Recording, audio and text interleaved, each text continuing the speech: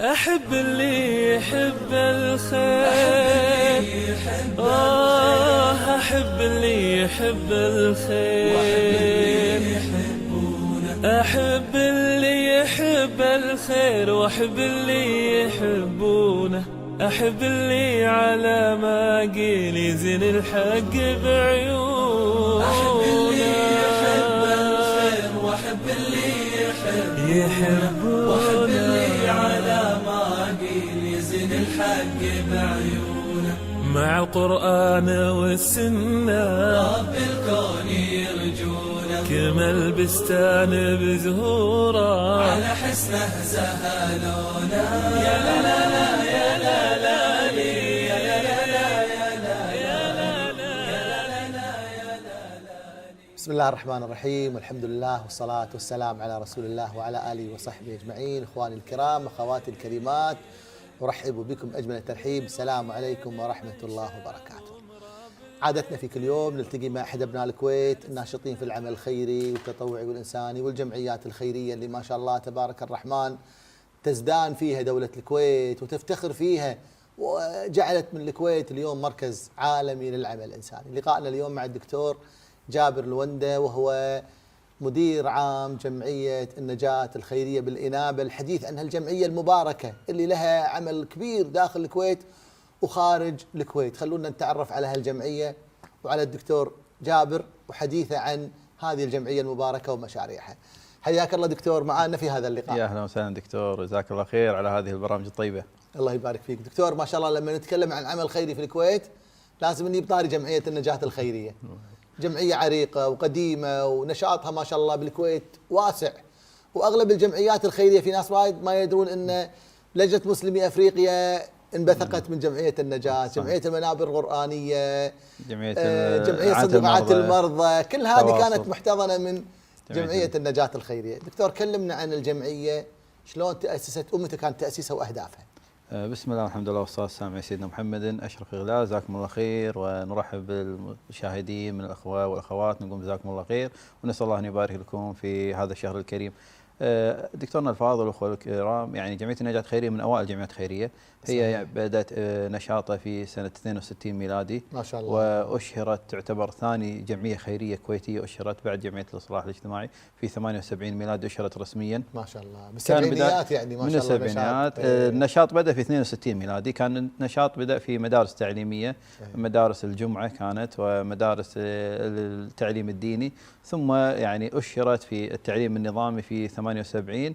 مدارس النجاة. مدارس النجاة الآن نتكلم يعني من بدايتها كانت هي بوقف يعني من أحد المحسنين الطيبين يعني رحمه الله تعالى، كان بلوك 5 فصول فيها تقريبا 120 طالب في بداية الستينات. يا سلام. الآن تتكلم الحمد لله عن 15 مدرسة، عن أكثر من 13,000 طالب، عن إصطاف إداري يفوق 1200. خرجتوا مئات الألوف من الطلاب. خرجنا ما يقارب 650,000. يعني مدارس خاصة نموذجية رائحة للعمل الخيري. هي فكرتها أنها مدارس أهلية في شقينها، سواء التعليم العام والتعليم النموذجي. عندنا فئتين، في عندنا مدارس في النموذجي في منطقة المنقف، وعندنا مدارس التعليم العادي الأهلي في حولي وفي السالمية وأيضا في المنقف. الفكرة أنها هي يعني تحاول أن تضع يعني بصمة، كانت فكرتها للتعليم وفق ضوابط إسلامية بما يتوافق مع المنهج الحكومي المعتمد وزارة التربية، حتى لا يكون خريجينها فقط عندهم شهادة دينية. ولكن يمكن بداية الستينات كانت هذه التوجه العام، الناس تبي شهادة دينية، ولكن مع انفتاح الناس لا تبي شهادة تعتبر أكاديمية. فبدأ التوجه إلى إنشاء مدارس النجاة واعتمادها ضمن سلسلة وزارة التربية في التعليم الخاص، والحمد لله انطلقت بشكل كبير جدا حتى يومنا هذا الحمد لله. هذا الجانب التعليمي. أنتم ما شاء الله الآن مشاريعكم الخيرية في كل المجالات ما شاء الله. صحيح. كلمنا عن مشاريع الجمعية ولجانها داخل الكويت وأنشطتها. طبعا جمعية النجاة الخيرية مثل ما تفضل دكتور هي جمعية قديمة انبثقت منها عدة جمعيات، جمعية العون المباشر، جمعية صندوقات المرضى، جمعية كويتية للتواصل الحضاري، جمعية المنابر القرآنية، الجمعية الكويتية للعمل الإنساني. هذه كلها جمعيات أشرت تعتبر كانت لجان تحت جمعية كانت لجان تحت جمعية النجاة وثم أشرت كجمعية. فالحمد لله عملنا الخيري احنا نحاول نراعي شيئين: الراعي التعليم لأنه هو الهدف الأساسي من تعليم من إنشاء الجمعية، والراعي مساعدة المحتاجين والوصول إليهم. لما بدينا في المدارس كان هدفنا تعليمي، ثم بدأنا من أكثر من 5 سنوات تقريبا أن ندخل في المدارس حلقات القرآن الصباحية اللي هي قبل الطابور. تفاجأنا أن الحمد لله خلال سنة واحدة وصل التسجيل فيها إلى أكثر من 5000 طالب ما شاء الله. منهم تقريبا نتكلم عن 40% كويتيين. فهذول بس اللي يجون مبكر قبل الدوام أو يقعدون متأخر شوي، وعندهم يوم نسميه احنا يوم الهمة، يوم السبت اللي هي يكون اعتكاف لمراجعة القرآن وتدبره وحفظه. ما شاء الله أكثر من 5000 طالب، ما كنا نتوقع هذا الشيء. اللهم لك الناس فيها خير. هذا الجانب التعليمي. بجانب العمل الخيري لا شك أن جمعية النجاة مثل أخواتها في الجمعيات الخيرية تسعى إلى التميز دائما. حاولنا أن نكون السنة هذه في رؤية جديدة وإطلالة جديدة وهوية جديدة سميناها حتى نحو خير مستدام. نهدف أن نغير فكر التبرع من دائما إيصال المساعدة للمحتاج وتلقيها منه إلى المشاركة معه في أن يغير مفهوم هذه المساعدة إلى الاستدامة. نحاول نبني معه أي مشروع يستطيع على حسب قدراته. فبدأنا من أقل مشروع، من ماكينة خياطة قيمتها مثلا 30-40 دينار، إلى بعض المراكز الخياطة الكبار، إلى مشاريع تنموية كبيرة يكون فيها شراكة، إلى مزارع وقفية. فالفكرة عندنا أن نحاول نغير نظرة المتبرع، انه لا يركز فقط على اطعامه. ترى مهما طعمت تعطي على طول، مهما شبعت اليوم خليته ينام من الشبع، ترى بعد شوي باكر جوعان، باكر جوعان، ما اعطيته شيء. من الفكره تعلم صنعه، تعلم حرفه، الفكره ان نحاول نعلم صنعه. سعينا ان يكون لنا شراكات سواء محليه او دوليه. خذينا عضويه في الامم المتحده وعملنا شراكات مع المجلس الاقتصادي. عندنا مشروع ولكن سبحان الله كان يعني في بعض الدول ان نعمل شراكه معهم في مشاريع متناهيه الصغر، ان احنا ندفع وهم يسوون دراسات وهم يدفعون في تمويل هذه الدراسات واستمرارها ومراقبتها. ولكن جت جائحة كورونا تأجل الموضوع. نأمل انه يكون في يمكن منتصف الثاني من هذا العام او العام القادم نطلع وياهم في المشروع كامل. ركزنا على عدة مشاريع من ضمن لجاننا. احنا جمعية النجاة عندنا لجان تخصصية، من ابرزها لجنة التعريف بالاسلام. فهذه لجنة لها نشاط كبير جدا داخل الكويت، ولها شراكة استراتيجية مع مؤسسات الدولة. من اهم شراكات معها وزارة الاعلام، ويعني اثمرت الشراكة هذه في جائحة كورونا مع وزارة الصحة، مع وزارة الداخلية. كان كثير من الرسائل اللي تبث بعدة لغات بالتلفزيون الرسمي الكويتي كلها من دعاة. تصريح الرسمي بالاخبار الرسميه تطلع باللغه العربيه، المذيعه او المذيع من اخواننا الكرام في تلفزيون الكويت بعدها يطلع دعاتنا بعده 5-6 لغات في اللغه الهنديه على اختلافات التاميل، التولغو، توعونهم فيما يتعلق بالاشتراطات الصحيه وشنو لازم يسوون في كورونا. كان اهم شيء ان نوصل رسائل الدوله لهم بشكل مباشر. وثانيا احنا عندنا ما شاء الله يعني وجود جماهيري كثير، لان هذول الجاليات منظمه. احنا نعرف كل واحد يعني ينتمي الى اهله ويكون بينهم نشاط. فلما نوصل هذه الرسائل اللي نوجههم في توجيهات الدولة أول بأول، ثم نوجههم يعرفون القرارات، القوانين، الاشتراطات الصحية. طبعنا أكثر يمكن من 15,000 نشرة متنوعة في أكثر من 15 لغة. كان هناك نشاط كبير، شراكة مستمرة. حتى فتحنا ويا وزارة الداخلية بشدة أزمة كورونا خط ساخن بأكثر من 7 لغات.